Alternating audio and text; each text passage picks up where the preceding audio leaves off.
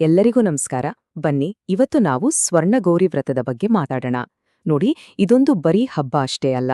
ಇದರ ಹಿಂದೆ ಒಂದು ಅದ್ಭುತವಾದ ಕಥೆ ಇದೆ, ನಂಬಿಕೆ ಇದೆ, ಹಾಗೆ ಕುಟುಂಬದ ಬಾಂಧವ್ಯವನ್ನ ಬೆಸೆಯೋ ಒಂದು ಶಕ್ತಿ ಇದೆ. ಇದರ ಆಚರಣೆಗಳು ಹೇಗಿರುತ್ತೆ, ಅದರ ಅರ್ಥ ಏನು ಅಂತ ಒಟ್ಟಿಗೆ ನೋಡೋಣ ಬನ್ನಿ. ಸರಿ, ಹಾಗಾದ್ರೆ ಬನ್ನಿ ಇದ್ರ ಮೂಲಕ್ಕೆ ಹೋಗೋಣ. ಈ ಹಬ್ಬದ ಹಿಂದಿರೋ ಕಲ್ಪನೆ ಎಷ್ಟು ಚೆನ್ನಾಗಿದೆ ಗೊತ್ತಾ? ಇದು ನಮ್ಗೆಲ್ರಿಗೂ ಗೊತ್ತಿರೋ ಒಂದು ಸುಂದರ ಕ್ಷಣವನ್ನ ನೆನಪಿಸುತ್ತೆ. ಅಂದ್ರೆ ಮದುವೆಯಾದ ಮಗಳು ತನ್ನ ತವರು ಮನೆಗೆ ಬರುವ ಆ ಸಂಭ್ರಮ ಇದೆಯಲ್ಲ, ಅದನ್ನೇ ಇದು ಹೇಳುತ್ತೆ. ಆದ್ರೆ ಇಲ್ಲಿ ವಿಶೇಷ ಏನಪ್ಪಾ ಅಂದ್ರೆ, ಆ ಮಗಳು ಬೇರೆ ಯಾರೂ ಅಲ್ಲ, ಸಾಕ್ಷಾತ್ ಪಾರ್ವತೀದೇವಿಯ ಅವತಾರವಾದ ಗೌರಿ. ಆ ಕಥೆ ಏನು ಅಂತ ಈಗ ನೋಡೋಣ. ಒಂದ್ಸಲ ಯೋಚನೆ ಮಾಡಿ, ಗೌರಿದೇವಿ ತನ್ನ ದೈವಿಕ ಲೋಕದಿಂದ ಪ್ರತಿ ವರ್ಷ ಮದುವೆಯಾದ ಹೆಣ್ಣುಮಗಳು ತನ್ನ ತಂದೆ ತಾಯಿಯನ್ನ ನೋಡಕ್ಕೆ ಹೇಗೆ ಬರ್ತಾಳೋ, ಠೀಕ್ ಅದೇ ರೀತಿ ತವರು ಮನೆಗೆ ಬರ್ತಾಳೆ ಅಂತ. ಆಕೆಯ ಈ ಭೇಟಿಯ ಸಂಭ್ರಮವೇ ಈ ಹಬ್ಬ. ಅಷ್ಟೇ ಅಲ್ಲ, ಮರುದಿನ ಅವಳ ಪ್ರೀತಿಯ ಮಗ ಗಣೇಶ ಬಂದು, ಅಮ್ಮ, ಇನ್ನೇನು ಮನೆಗೆ ಹೋಗೋ ಸಮಯವಾಯ್ತು ಅಂತ ಹೇಳಿ ತಾಯಿಯನ್ನ ಕೈಲಾಸಕ್ಕೆ ವಾಪಸ್ ಕರ್ಕೊಂಡು ಹೋಗ್ತಾನೆ. ನೋಡಿ, ಇದು ದೈವಿಕ ಕಥೆನೇ ಆದ್ರೂ ನಮ್ಮೆಲ್ಲರ ಕುಟುಂಬದ ಪ್ರೀತಿಯನ್ನ, ಆ ಬಾಂಧವ್ಯವನ್ನ ಎಷ್ಟು ಸುಂದರವಾಗಿ ಹೇಳುತ್ತೆ ಅಲ್ವಾ?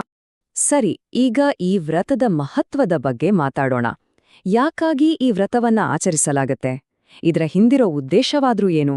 ಇದು ಕೇವಲ ಒಂದು ಸಂಪ್ರದಾಯ ಅಷ್ಟೇ ಅಲ್ಲ, ಇದರ ಹಿಂದೆ ಬಹಳ ಬಲವಾದ ಕಾರಣಗಳಿವೆ. ಮುಖ್ಯವಾಗಿ ಮಹಿಳೆಯರಿಗೆ ಈ ವ್ರತ ತುಂಬನೇ ವಿಶೇಷವಾದದ್ದು. ಅವರ ಜೀವನದ ಬೇರೆ ಬೇರೆ ಹಂತಗಳಲ್ಲಿ ಇದು ವಿಭಿನ್ನವಾದ ಅರ್ಥವನ್ನ ಕೊಡುತ್ತೆ. ಹೌದು, ಇದು ಕುಟುಂಬದ ಸಂತೋಷಕ್ಕಾಗಿ ಮಾಡೋ ಒಂದು ಶಕ್ತಿಯುತವಾದ ಪ್ರಾರ್ಥನೆ. ನೋಡಿ, ಮದುವೆಯಾದ ಮಹಿಳೆಯರು ತಮ್ಮ ಗಂಡನಿಗೆ ಆಯುಸ್ಸು, ಆರೋಗ್ಯ ಚೆನ್ನಾಗಿರ್ಲಿ, ತಮ್ಮ ದಾಂಪತ್ಯ ಸುಖವಾಗಿರ್ಲಿ ಅಂತ ಬೇಡ್ಕೊಂಡ್ರೆ, ಇನ್ನು ಮದುವೆಯಾಗದ ಹೆಣ್ಮಕ್ಳು ತಮಗೆ ತಕ್ಕನಾದ ಒಳ್ಳೆ ಗಂಡ ಸಿಗ್ಲಿ ಅಂತ ಪ್ರಾರ್ಥನೆ ಮಾಡ್ತಾರೆ. ಅಂದ್ರೆ ವ್ರತ ಒಂದೇ, ಆದ್ರೆ ಜೀವನದ ಹಂತಕ್ಕೆ ತಕ್ಕಂತೆ ಹರಕೆಗಳು ಬೇರೆ ಬೇರೆ. ಈಗ ಒಂದು ಇಂಟ್ರೆಸ್ಟಿಂಗ್ ವಿಷಯವನ್ನ ನೋಡೋಣ. ಈ ಇಡೀ ಆಚರಣೆಯಲ್ಲಿ ಒಂದು ಸಂಖ್ಯೆಗೆ ತುಂಬಾನೇ ಪ್ರಾಮುಖ್ಯತೆ ಇದೆ. ಅದುವೇ 16. ಹೌದು, ಈ 16 ಅನ್ನೋ ಸಂಖ್ಯೆ ಪೂಜೆಯ ಪ್ರತಿಯೊಂದು ಹಂತದಲ್ಲೂ ಬಹಳ ಮುಖ್ಯ. ಅದೇನು ಅಂತ ಈಗ ನೋಡೋಣ. ಪೂಜೆ ಮಾಡುವಾಗ ಸುಮಂಗಲಿಯರು ತಮ್ಮ ಸೌಭಾಗ್ಯದ ಸಂಕೇತವಾಗಿ ಬಳಸುವಂತಹ 16 ಬಗೆಯ ವಸ್ತುಗಳನ್ನ ದೇವಿಗೆ ಅರ್ಪಿಸ್ತಾರೆ.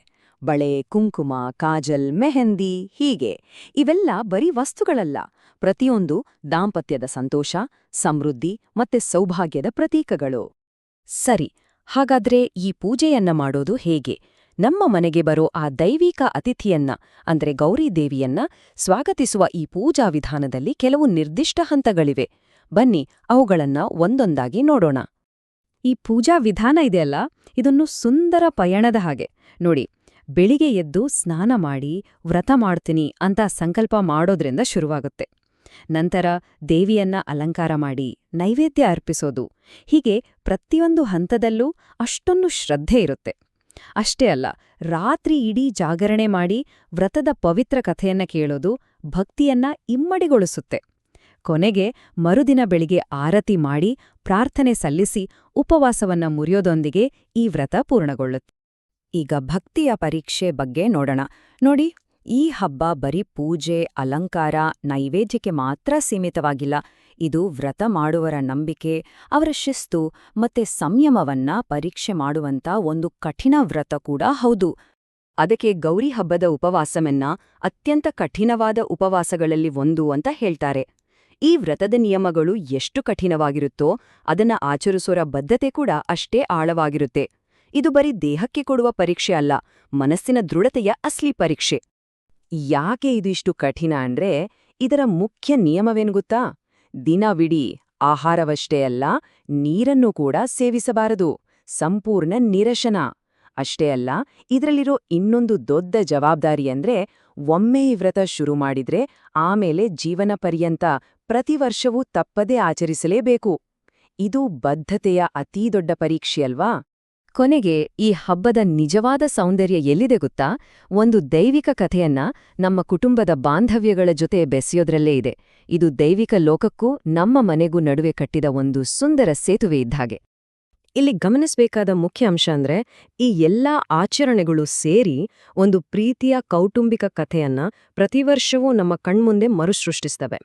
ಇದರಿಂದ ಏನಾಗತ್ತೆ ಅಂದ್ರೆ, ದೈವಿಕತೆ ಅನ್ನೋದು ಎಲ್ಲೋ ದೂರದಲ್ಲಿರೋ ಕಲ್ಪನೆಯಾಗಿ ಉಳಿಯೋದಿಲ್ಲ. ಬದಲಿಗೆ ಅದು ನಮ್ಮ ಮನೆಯ, ನಮ್ಮ ಜೀವನದ ಒಂದು ಭಾಗವಾಗ್ಬಿಡುತ್ತೆ.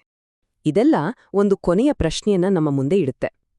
ಹೇಗೆ ಪುರಾತನ ಆಚರಣೆಗಳು ಒಂದು ಕಥೆಯನ್ನ ಇವತ್ತಿನ ಆಧುನಿಕ ಜಗತ್ತಲ್ಲೂ ಜೀವಂತವಾಗಿಡ್ತವೆ?